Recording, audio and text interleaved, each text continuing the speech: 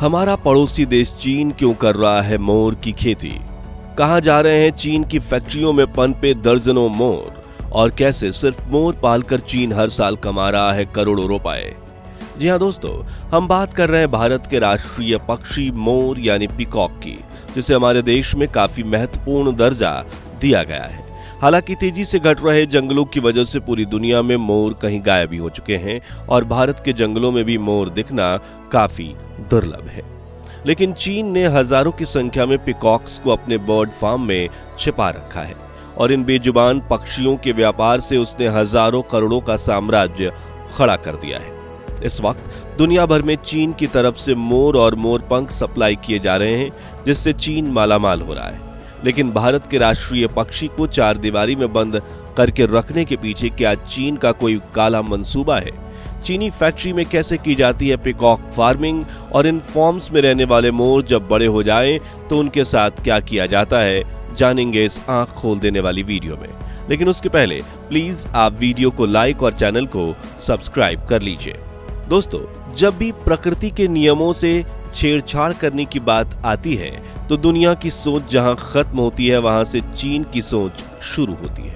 जैसे कि आज चीन में सांपों की ब्रीडिंग करने वाले स्नेक फार्म्स, करोड़ों रेशम के कीड़ों की ब्रीडिंग करने के लिए वर्म फार्म्स, पोल्ट्री फार्म्स, नकली अंडे बनाने की फैक्ट्रीज और ना जाने कितने एनिमल्स ब्रीडिंग फार्म्स मौजूद हैं।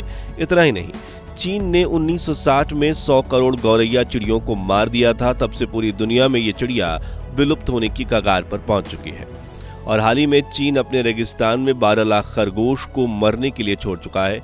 और अब चीन के जिस सीक्रेट बिजनेस से पर्दा उठा है उसके बारे में जानकर पूरी दुनिया के पैरों तले जमीन खिसक गई है। हम बात कर रहे हैं पीकॉक फार्मिंग की। आसान शब्दों में कहें तो मोर पकड़कर उन्हें चार दीवारों में कैद करना, उनसे ब्रीडिंग करवाकर मोर पैदा करवाना। लेकिन चीन के किसान पीकॉक फार्मिंग क्यों कर रहे हैं, चलिए जानते हैं। दोस्तों, सदियों से अपने अद्भुत पंखों के लिए मशहूर मोर जब बारिश में अपने पंख फैलाकर नाचते हैं तो देखने वाला व्यक्ति मंत्रमुग्ध हो जाता है।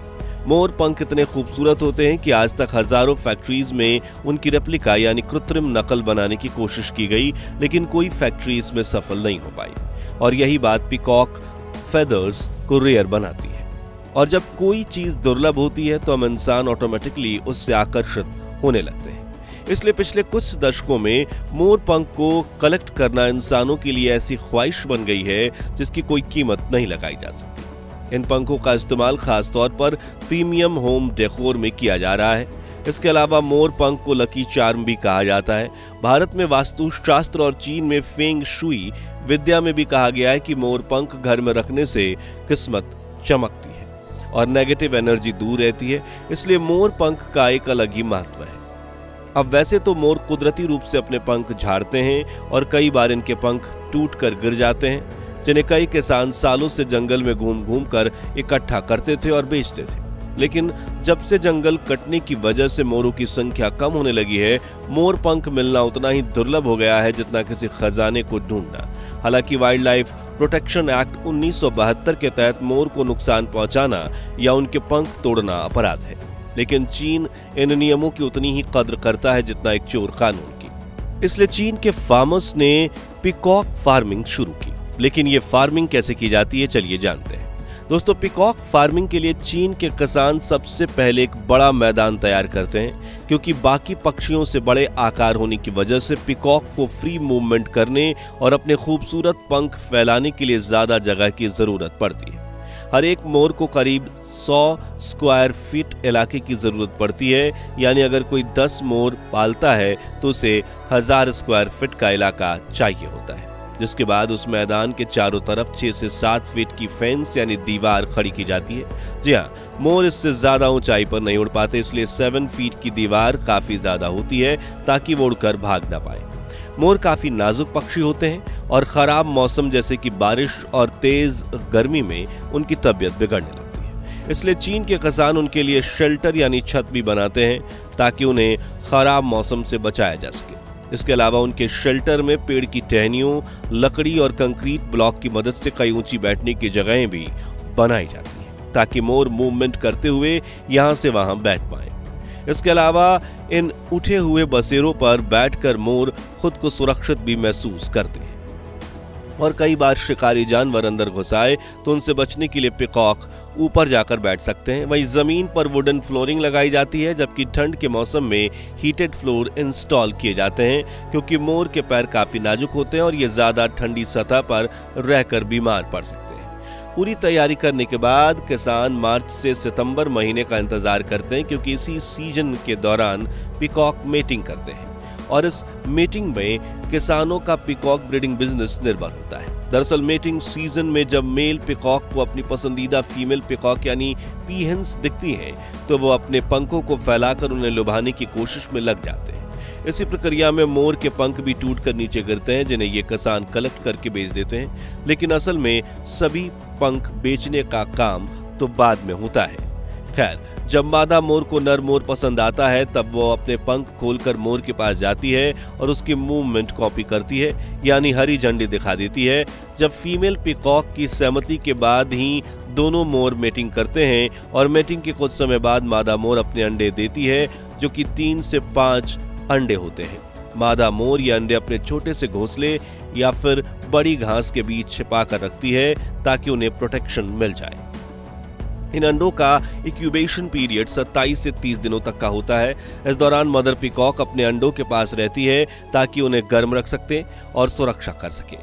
करीब 1 महीने के आसपास ये अंडा फूट जाता है और इसमें से छोटे से बच्चे का जन्म होता है और इनका शरीर पंख बेहद नाजुक होते हैं। इन्हें पीचिक्स कहा जाता है और ये गाइडेंस से लेकर खाने की खोज तक अपनी मां पर निर्भर रहते हैं।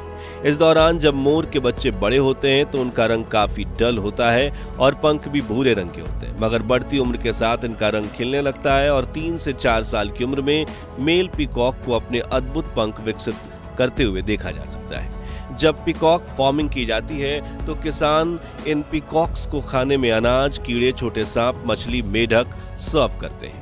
वहीं इनके न्यूट्रिशन और विटामिन इंटेक का पूरा ध्यान रखा जाता है। लेकिन अब सवाल ये आता है कि चीन के ये किसान पीकॉक फार्मिंग से कमाते कैसे हैं? तो इसके मुख्य 2 तरीके हैं। पहला, जिंदगी भर मोर पालना और उनके पंख बेचते रहना। दरअसल जंगल में रहते हुए एक पीकॉक 10 से 25 सालों तक जीवित रहता है, लेकिन कैप्टिविटी में रहने की वजह से ये 40 सालों तक भी जीवित रह सकता है।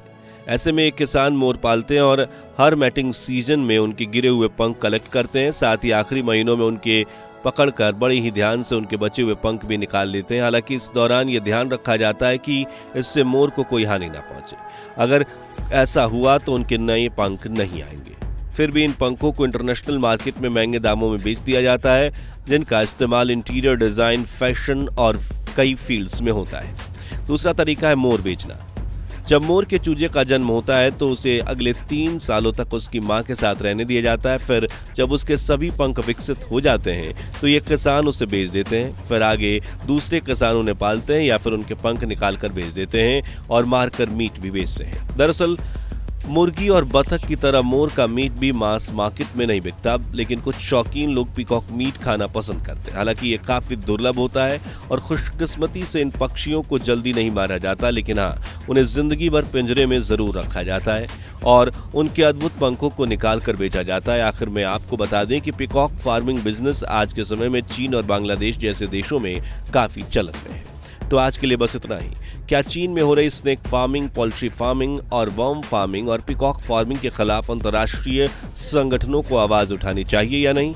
और क्या किसी भी देश में एनिमल फार्मिंग लीगल होनी चाहिए या बैन? अपना ओपिनियन हमें कमेंट्स में जरूर बताएं। उम्मीद है आपको ये वीडियो अच्छी लगी होगी, तो हाँ, इसे लाइक और शेयर जरूर कीजिए और ऐसी रोचक वीडियोस के लिए हमारे चैनल को सब्सक्राइब करके पास वाली घंटी जरूर बजा दीजिए। जय हिंद, जय भारत।